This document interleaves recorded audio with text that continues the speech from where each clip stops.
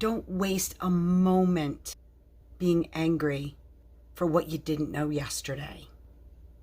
I had someone contact us about how angry they are that they wasted so many years in a 12-step program, even when it wasn't helping them, even when they continued to struggle and their struggles got worse. You only know what you know when you know it. And life is a learning journey overall.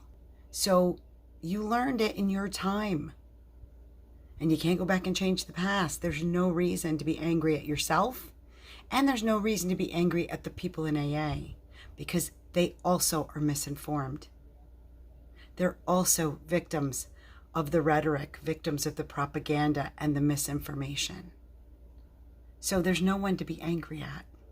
Instead, really focus and embrace on the fact that you have learned this now when so many others don't know it.